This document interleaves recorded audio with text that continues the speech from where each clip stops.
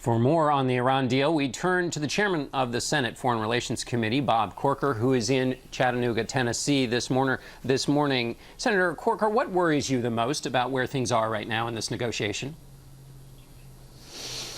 Well, we've gone from dismantling their program to managing proliferation. I mean, that's the biggest concern. That's already done. But right now we have the issues of, are we going to have anytime, anywhere inspections? Will we know what their past military dimensions were? It's very important. Every person who's come in to testify has talked about the importance of that. Will the IAEA ever be required to declare that Iran over time has a civil program and not a military program? So there are numbers of issues. It's been going on a negative trend for some time. And John, back to what your correspondent just mentioned, it's not Congress that's pushing to have all the documents here by July the 9th. It's these 6 major countries plus Iran that really, on behalf of the American people, they want Congress only to have 30 days to review this deal instead of 60. This has been going on now in seriousness for almost 2 years. And it's amazing to me that as we come to the end of this deal, the biggest issue of concern to these countries right now is that Congress would only have 30 days, not 60 days to review the deal. So I did talk to Secretary Kerry yesterday. I urged him to please take their time, try to make sure these last remaining red lines that haven't been crossed, they've crossed so many, do not get crossed, and qualitatively they don't make it worse than where it already is. So just to be clear for people, if they meet the first deadline, if they get it done by Tuesday and you get it by Thursday, then Congress will have 30 days to discuss it. If they miss that deadline, then Congress will get 60 days to discuss it. Let me ask you this question, Senator Corker. When you talked to Secretary Kerry, what did you get from your conversation with him? Is he too anxious to get a deal? Well, obviously, they're very anxious. I mean, I think they look at this as a legacy issue. I've had several conversations with him and meetings to say, look, you create just as much of a legacy walking away from a bad deal as you do headlong rushing into a bad deal. So, look, I know they want to consummate this. This has been going on. Actually, the original discussions began back in 2003.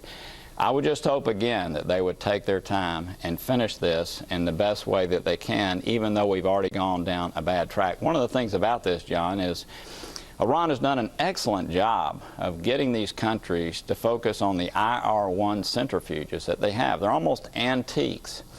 And what we're going to end up with the deal that we know about. There's some other things they're working out right now, but you're going to have basically a 10-year pause.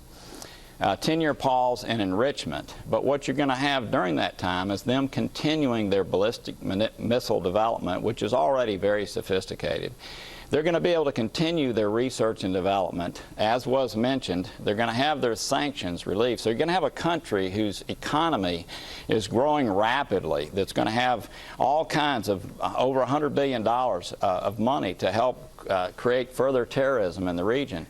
And so they're going to be growing, they're going to be getting more established, and then after 10 years there's something called the Iranian Nuclear Development Program that's been agreed to.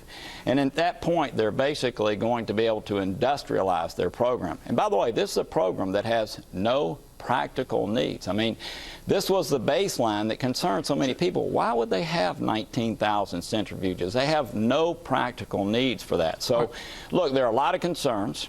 Are these concerns, obviously, we've had numbers. Are these concerns red lines for you, Senator, or are these just things you'd like them to button up in a deal here? Well, these have been their stated red lines. I mean, the red lines that I'm talking about have been President Obama's red lines, John Kerry's red lines, the other countries' red lines. And yet those have all been crossed. The remaining red lines are the anywhere, anytime inspections. They're obviously making sure that we have full access to scientists, and they declare what their past military dimensions were. Again, if you don't know what their capabilities are, there's almost no way to really gauge where they are. The IAEA certainly has raised this issue numbers of times. So those are 2 remaining red lines that hopefully will not be crossed. That's certainly what we talked about yesterday on the phone. And then again, to set this up, John, where basically you have a time frame, and after 10 years, in essence, Iran is off and running again, and never having a situation where the IAEA can declare that this is a civil program, not a military program. They have no military dimensions. To me, those are things that hopefully will not be crossed and haven't been crossed yet as they come to the close. But again, they're rushing, John. They're rushing so that we don't have the ability, we only have 30 days to look at this instead of 60, which in itself should send a signal to Americans. What's that about? Do you think Iran is capable at all of complying with the deal? What's your baseline feeling about Iran? Well, so one of the important elements of the Iran Nuclear Review Act that we passed through Congress, I think you know the President, unfortunately, had the ability to unilaterally put this in place by going straight to the UN Security Council. He was given sanctions waivers through a national security waiver process, and so he could go directly to the UN Security Council. One of the important elements of what we were able to pass in Congress to take back some of that power, John, is the fact that if a deal is reached, then the President has to certify every 6 months that Iran is in compliance.